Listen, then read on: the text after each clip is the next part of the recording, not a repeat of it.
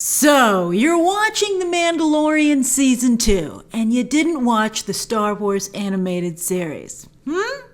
Although that group seems to be bigger than Lucasfilm thought, because the live-action debut of Bo Katan, which Katee Sackhoff kind of ruined, by the way. She tried to recover, but she didn't. She gave it away. But anyway, I wonder if someone from Lucasfilm was like, "You've got to pretend you didn't tweet about that." But anyway, it didn't get a lot of attention. It trended for a little bit, and there really wasn't anything big happening today to compete with it. It was Friday the 13th. That's what trended instead. And you would think at least Sasha Banks showing up would have gotten more attention for this episode. It certainly did when the first trailer debuted. There really was only one trailer. But Sasha Banks, she was a big deal initially.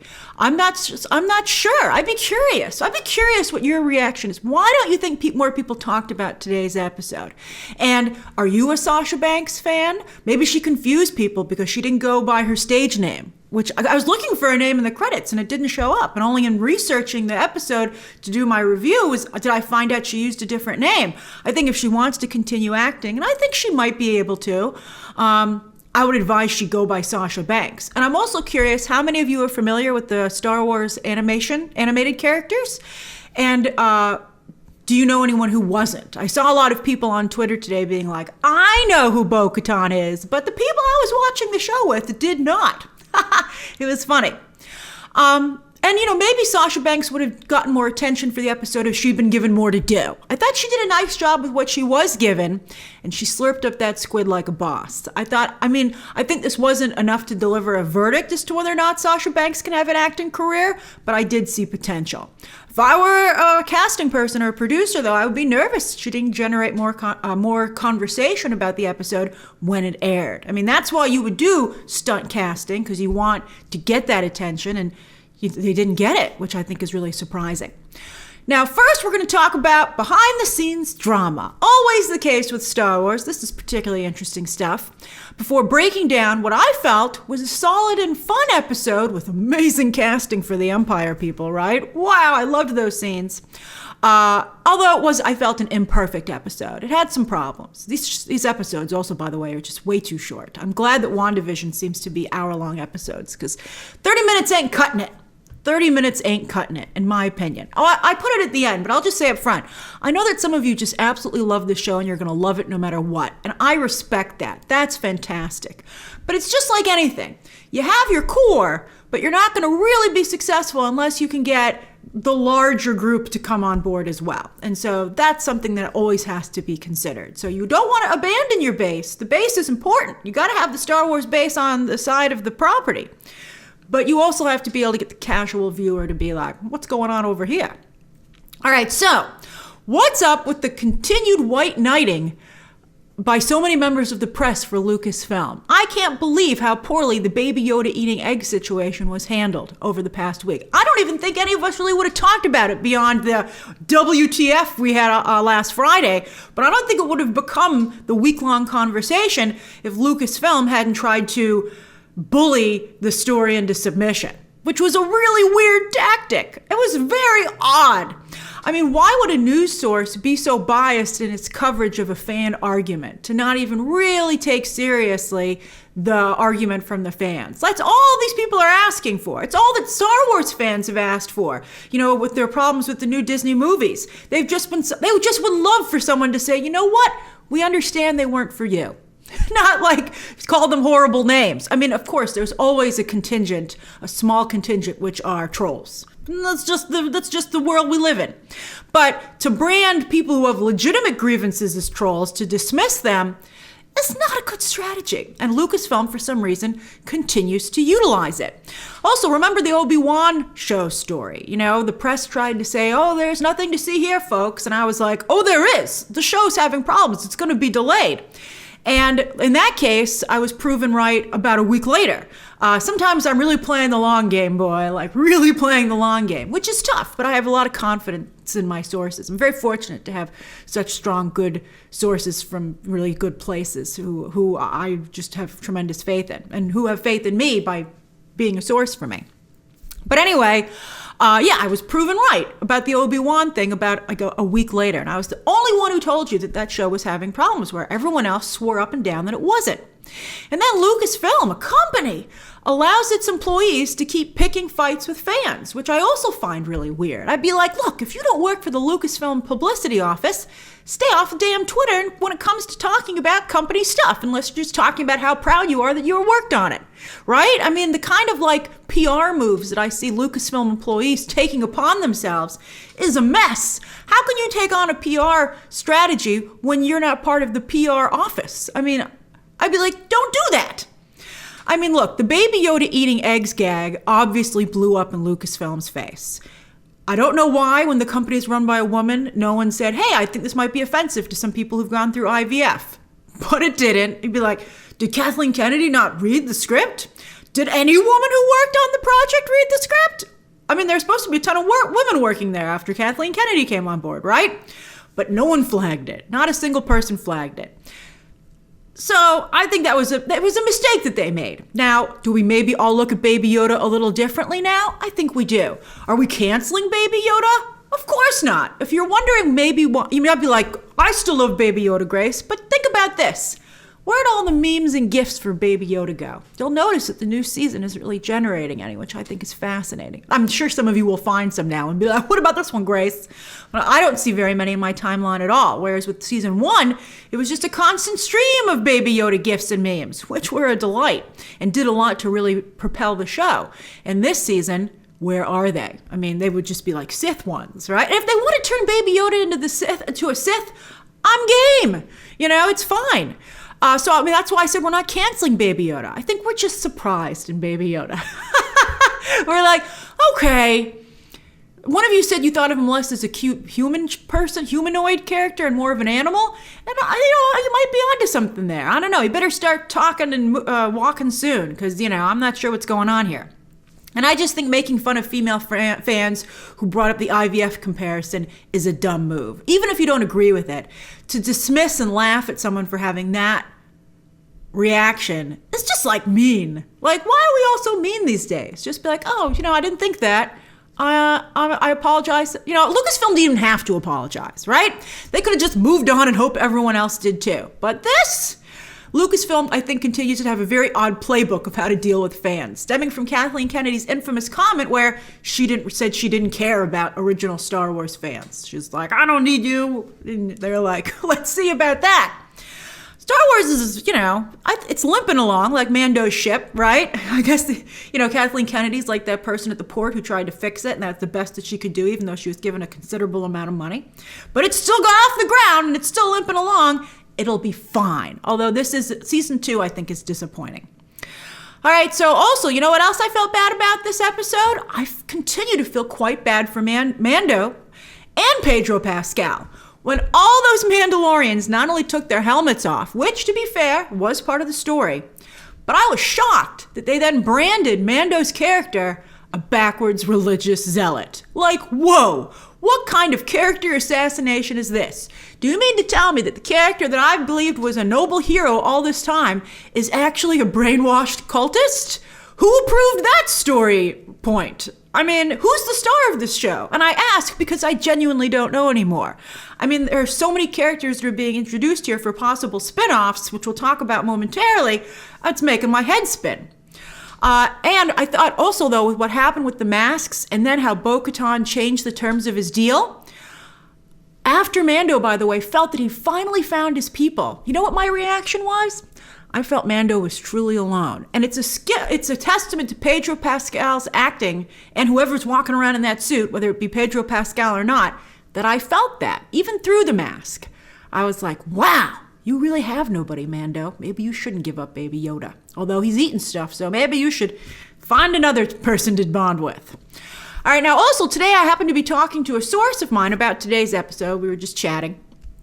And then my source told me that many reporters, because we were talking about how the fact that season 2 isn't quite gelling and the ridiculousness of everyone taking their mask off. So that's how masks came off, helmets came up during our conversation. And my source mentioned to me that many trade reporters know about Pedro Pascal's latest riff with Lucasfilm while shooting season 2, and that it's still not resolved. But none of them are covering it because they're protecting Lucasfilm, like with the Obi-Wan situation. And they'll either never cover it, or Pedro Pascal will leave, and then they'll be like, oh, look, let me tell you all the behind-the-scenes stuff that they've been sitting on for this whole time. I've never seen a company in Hollywood enjoy this level of protection. It's incredible to me. And Lucasfilm still doesn't give anybody episodes early. If maybe people had to protect their access to like the Mando episodes, I would maybe understand that. But they're not, and they didn't give interviews to anybody either. These people are protecting Lucasfilm, but none of them got interviews for season 2. There were only two interviews, period. They were for Variety and Good Morning America. Variety, I'm sure, was very favorable because it was an exclusive, and Good Morning America, of course, is owned by Disney. And if you're still doubting my story about this problem with Pedro Pascal and Star Wars, well, then why didn't they allow him to do any interviews that weren't 110% controlled by Disney? He only did 2 interviews for a major show.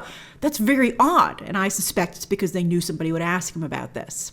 And I'm on Pedro Pascal's side, by the way. I have been since I reported it. I think he does a fabulous job, helmet or no helmet, and this is supposed to be his show. I think he's great. I think it would be a horrible thing if Lucasfilm were to lose him. I'd be like, you guys are just going to have to figure out a way to make this work because he's great.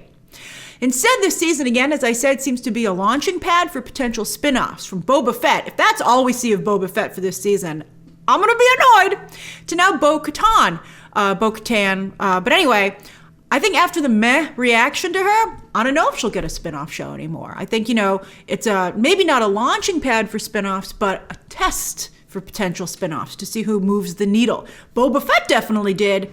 Bo Katan, not so much. I have higher hopes for Ahsoka, largely because she's a Jedi, and her action scenes should be amazing. I'm very excited for that.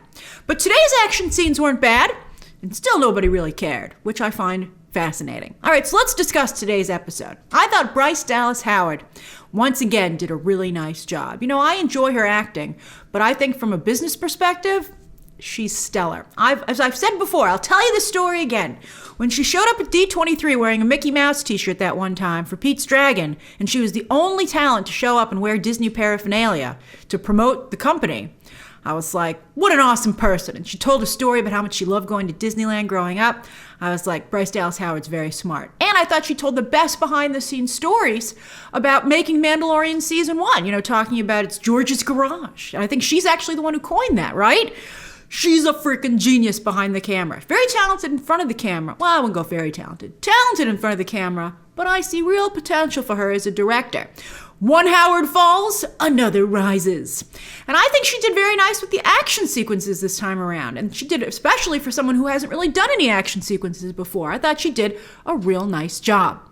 Now, as for Katee Sackhoff, I'm sure I'm mispronouncing her name. But anyway, I didn't watch Battlestar Galactica. I'm not a Katee Sackhoff fan, so that might affect how my reaction to her here. I think she actually, unfortunately, makes a good case for non-hiring voice actors to play their live-action counterparts. Because you know what? She just didn't look like Bo Katan to me. And the way Bo Katan sounds isn't big enough to overcome the difference in how Bo Katan and Katee Sackhoff look, basically. I also felt that she just seemed too nice to be Bo Katan. Even when she was stabbing Mando in the back, I was like, that's just not Bo Katan. I also felt that her hair was off. I mean, she had helmet hair, which I respect that she did, but that was just clearly a really bad wig. I recently watched a behind-the-scenes thing about Rebecca Romijn being made up for Mystique, which was super cool. The voiceover was kind of pervy, though. But anyway, it was really cool. But, the reason I bring it up is that Katee Sackhoff's wig looked like a cheap Halloween version of Rebecca Romijn's really good Mystique wig. That's just how I felt about it. But you know what looked good? The blue Mandalorian armor. First I was like, I don't know if this cobalt blue is really working for me in live action. But it looked so good on and when they moved. The practical, costumer team or whoever built that armor did a fantastic job. It not only looked like the animated series, but I love that it was gender specific. You could tell who was a male and who was a female soldier. And the female soldiers looked super cool. I'm just going to say it. Both Katee Sackhoff and Sasha Banks looked so cool. They did a great job with their action sequences. I really liked it. So, and I also want to say that Katee Sackhoff wasn't bad. I didn't think she did a bad job. But to me, I just didn't see Bo Katan, who, to be fair, I didn't watch a whole bunch of those episodes, but I watched the final 4 because you guys told me to. They were great. If you want to, if you want to know Ahsoka, go watch the final 4 episodes. I'll put a link down below to my review for it. you should watch it. It's really good. And I mean, if you don't let this happen to you again, what happened to you today, go watch those episodes so you know who Ahsoka is, because it's going to affect your enjoyment of that episode. It's rumored to be episode 5, which is what I've heard too. I also really liked, as I said, the casting this episode for the Empire. Remnants. Titus Welliver made for a great captain. Oh, I loved it. And Kevin Dorff was very funny with his bit as well. The give and take between the two of them about where they sealed off the Mandalorians was really well done in terms of comedic timing, from the acting to the editing, and that also means the directing on both parts. So that was great. And Philip Alexander has the best Evil Empire voice I might have ever heard. He should do all their announcements. I hope he survived. He was great. I mean, talk about a scene stealer. The other pilot, the pilots were both very photogenic, so they both really pulled focus, but Philip Alexander did a great job. If I were his agent, I'd be like, you nailed it, Phil. You really stood out. I think I'm going to be able to get more work for you off of this. And of course, who doesn't enjoy seeing Giancarlo Esposito? He's fantastic. Always love to see him. He's great. And you know what? The idea of how the Empire becomes the First Order to me is kind of interesting if we're going to talk about things to explore in the world of Star Wars. But not now. I think we all need a bit of a break from politics, but someday it might be something worth exploring. Although I feel like we just kind of talked about that with Stormfront in The Boys Season 2. But so you'd think you need a little bit of distance from that as well. But I'm curious. Speaking of the Empire, I loved seeing the repurposed AT-AT. That was really great. I'm like, what else have you guys done with Empire stuff? I'd like to see that too. I'm so glad Baby Yoda did not eat that baby frog. I was like, if you eat that baby frog. I can't believe Mando dropped him off with those parents again and did not warn them that Baby Yoda likes to eat eggs. I wouldn't even say maybe he ate any. I'd say, oh, he tried to eat one, so I stopped him. He never actually ate one, but he tried. Wink, wink. But I would have given them some heads up. I mean, I felt it was kind of not cool. I mean, he basically, Mando winked at Baby Yoda, but with a helmet on, so Baby Yoda's like, I don't know if you're serious or not, but he did warn Baby Yoda. So, and Baby Yoda, by the way, did get attacked by his food. It's like, oh, you're not so tough now, are you, Baby Yoda? And I don't know if he liked it or not. I wanted to see him try and use the spoon, by the way. I was like, are you going to make that puppet actually use the spoon? They're like, we can't, so we're going to have something else happen. And I was like, okay. And maybe Baby Yoda learned that you shouldn't eat everything that's in front of you, because he saw that egg turned into maybe a friend. I thought that was cute. As for Mando, he continues to be surprisingly gullible. When that guy was like, would you like to see how this thing gets fed? And I'm like, why do you care so much? And why do you want this child to see it? I was very suspicious. And I was right to be suspicious.